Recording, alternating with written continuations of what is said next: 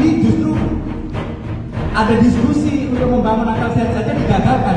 Berarti undang-undang dasar itu bila perlu kita coret saja. Membodohkan kehidupan bangsa, bukan mencerdaskan kehidupan bangsa.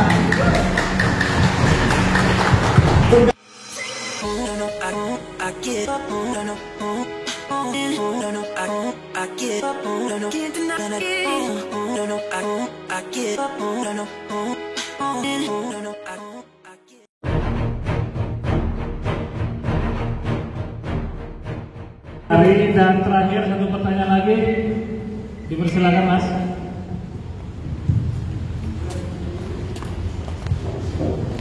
Baik, selamat pagi kawan-kawan semua. Terima kasih atas waktunya. Saya Kurmidi Ganindra dari Berani Mikir Official ya. Baik, kami ada pertanyaan, Prof. Dan pendapat lah. Yang pertama terkait dengan politik dan demokrasi di Indonesia hari ini. Seperti kita ketahui bahwa demokrasi yang terjadi hari ini, kalau saya andaikan, tidak lebih dari proses politik dagang sapi. Karena apa? Di balik layar ya, behind the scene-nya itu tidak bisa kita pungkiri bahwa ya di level elektoral maupun di DPR itu sudah dikuasai oleh oligark ya, oleh para penguasa-penguasa ekonomi seperti yang sudah kita tahu, yang mampu membeli kekuasaan dalam bentuk undang-undang. Singkat cerita bahwa kita hari ini dijajah oleh suatu mekanisme yang begitu masif dan terstruktur dalam alat undang-undang. Itulah mengapa hari ini kita semakin lama berdemokrasi itu hasilnya kalau kita bilang itu sami mawon atau sama saja.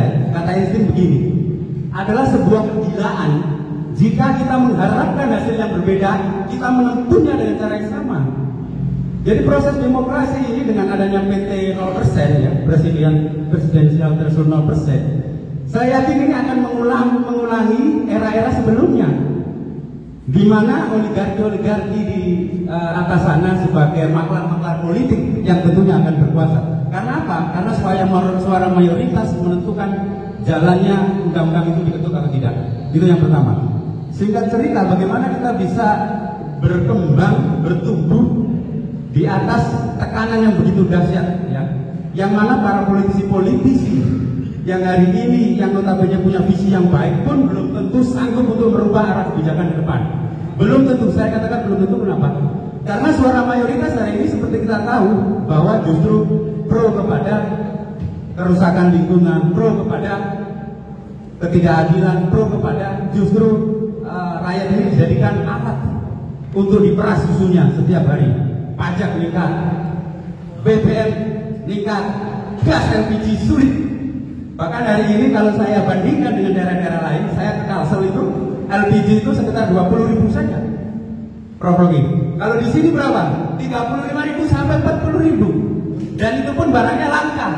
Nah, ini kan tugas para DPR yang digaji oleh rakyat. Itu pun tidak sanggup menyelesaikan persoalan dalam skala yang paling mikro. Apalagi kita berbicara dalam kerangka yang lebih makro, berbicara tentang pendidikan dan sebagainya, berbicara masalah nutrisi otak bagi anak-anak, tentang apa yang dilihat setiap harinya, film, tontonan dan sebagainya.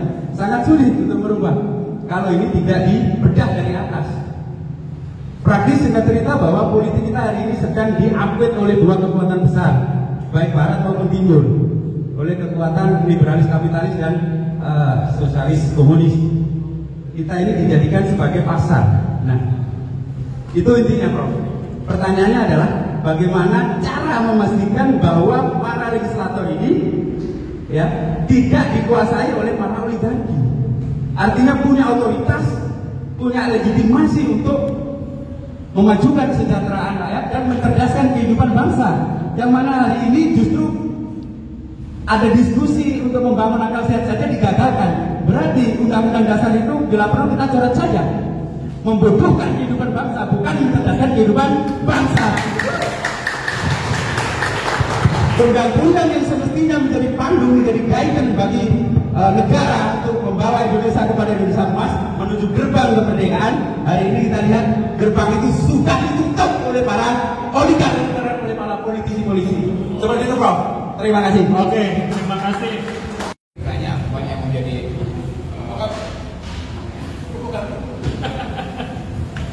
Di Jurkam. itu bagus tadi ya, dia terangkan sinopsis dari problem. Iya.